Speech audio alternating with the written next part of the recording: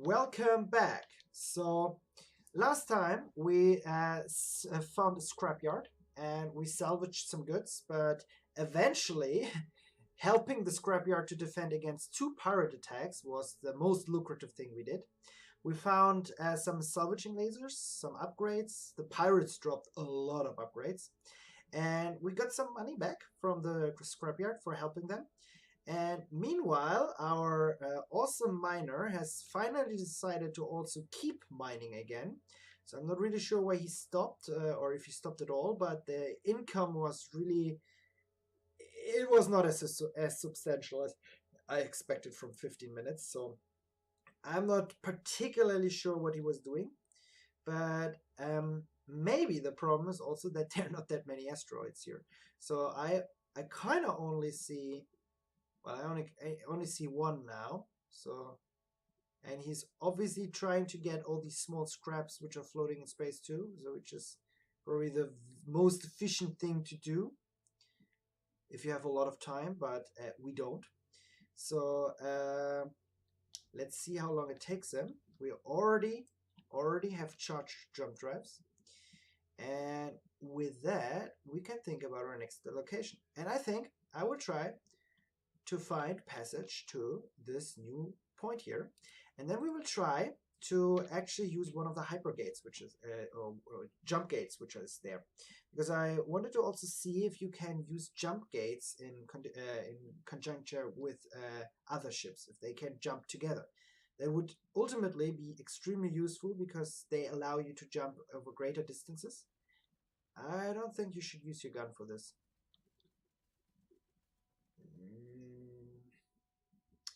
Yeah, so giving miners guns is apparently not the right thing to do.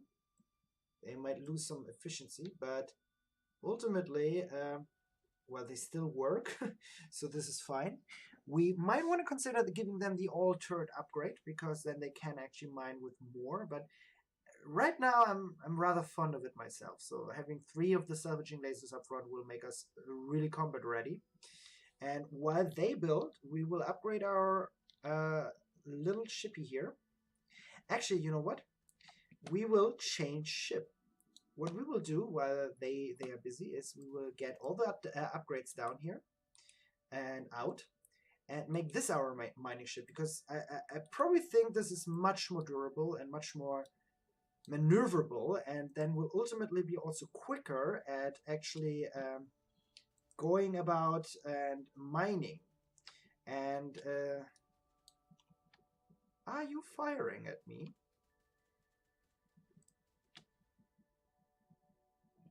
Let's see. Why does it not work? There it is.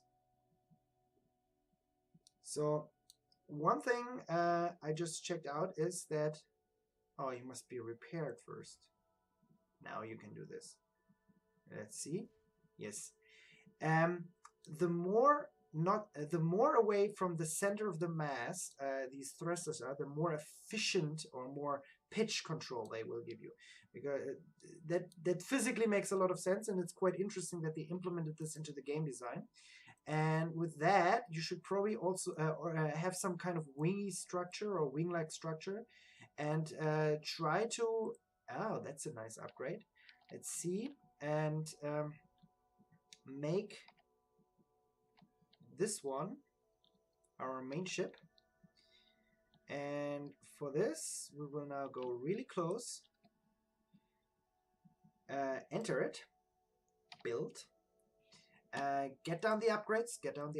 We don't need a mining upgrade anymore, but we will give you this upgrade, and we will give you the turret upgrade. And ultimately, I do like to see what's up front, so I definitely do. And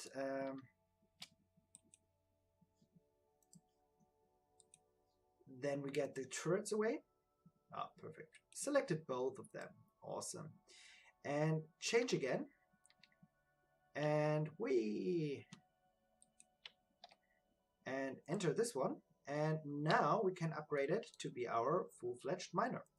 So the way we will do this is we will give him the mining upgrades. And this one, and this one. And well, for good measures, why not give him this crappy oh, not the crappy one, just the good one, this one here. So he will be a speedy miner, and I think his energy requirements are reasonable. He has a good recharge time, and then we just give him the two best mining turrets we find. You see, we have a ton of mining equipment now, and we can choose to actually use the best double iron. Oh, you see, 2.6 salvaging, nope. Double iron, 4 even, and extra damage. So this is really good. This is really good. Let's put this actually up front here, so he will have a good firing solution. And let's see, double iron, double here. Anything awesome? Anything extremely powerful? Nope. Nope. Nope, nope, nope. Yeah, why not use this one? And with that, I also think, I do still think that he needs some defense. We can place it in a way that he can't use it actively or as well. We don't need to give him key bindings because he's able to control this himself. We just check that he has all the right settings. And with that, we exit him. And press F to change the ship again. And tell him to follow us. Follow me. Escort me. And then we upgrade our ship here. And the ship has already the upgrades. And it has none of the fighting capabilities. But as of now, the first thing you place is determining which free slot you get, and then you have like one slot more that in this one than in the other, and thus I will place the weapons first, because actually we can place these salvaging lasers first because they do an incredible amount of damage, particularly that early in the game, and this definitely beats any other weapon you can find. It's close quarter, but that doesn't really hurt you now. So this, and let's see. Let's give him some more. Let's give him some more thrusters up here. No. Titanium hull, titanium. Where do we have it? We want some armor there because we don't want to be blown to pieces constantly. And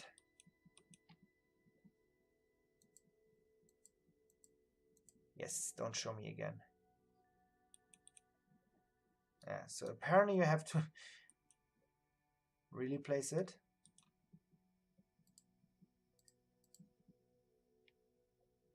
So there it is. Finally. Let's see.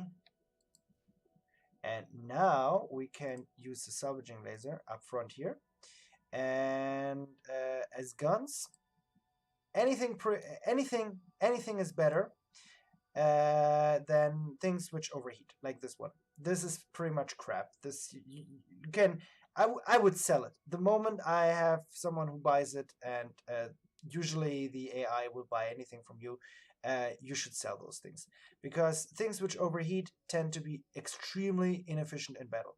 They don't do damage for very long. They might look awesome on the paper, but eventually they will actually overheat and will not cause any damage anymore.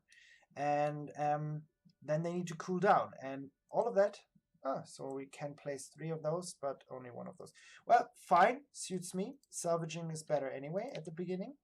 And with that, we can jump to the new sector. Just make really sure that they... Nope, not mine. Orders, escort me. That they follow us, so we don't have to jump back. And let's see where this leads us. Where are you? There you are. Nice. New sector. And we could have probably used the recharge time actually to build our ship, but we can use it to actually get enough miners into the position. So we apparently need salvaging miners. And we don't have crew members. We ran out of crew members. So they don't need the miners anymore. So what we will do is we will transfer them back. Oh, they do need the miners. Not good. 3 engineers. What do they have? 1 sergeant. Crew transfer. Oh, they have 5 crew members. So let's take 2, 3, 4. Let's take them the most of them. And you need more sergeants. Yes. Thank you, sir. And now we're back in business. So we're also recharged, which means we can jump now. And now let's try to find a warp gate. Oh, perfect. And we already have 2 of them. Let's see if there's anything else interesting. So apparently this is just a hub. So they're like multiple warp gates here. And only ships, only other ships, and nothing else. So let's see. You can see the rough direction of a hyperspace gate in its title. Directions are based on the cardinal points and north and so on. Don't show me this again, probably. Yeah, it's pretty self-explanatory. So this is the north gate. So let's see what's north of us now. So if north is up, we will jump upwards. Let's see if this works. And let's see if he follows us. And I read in a tutorial that the smart way to do this is because actually you go through the gate, and at that moment you will disappear. And when you disappear, where are you? Where's the other one? Yes, awesome. We lost him. And that means we lost him during jumping. And there he is, waiting for us. So we need to jump back. This is definitely a little bit annoying. I wish the AI would follow you as in the moment she has charged her jump drives.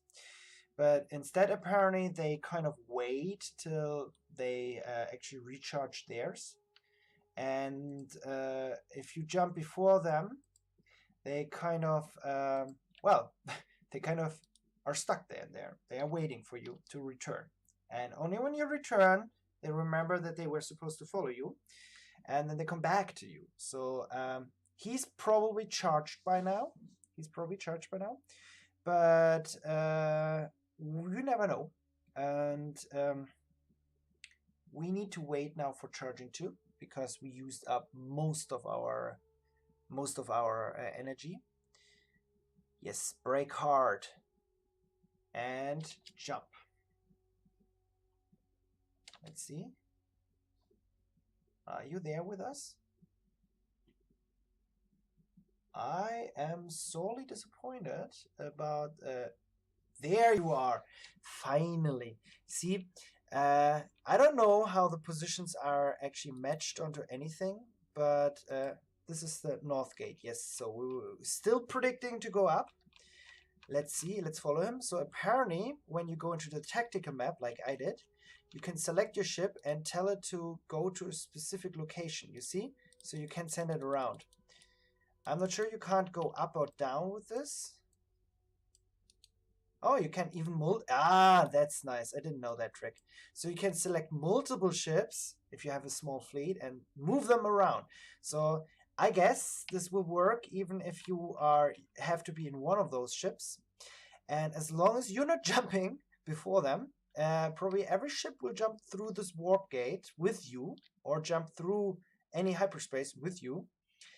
But it's a little bit annoying that like particular ships with smaller jump ranges or with higher energy requirements, which jump later than you, will have problems following you, because you always need to wait up for them, and you're never sure how long this will take you, and especially in an emergency situation.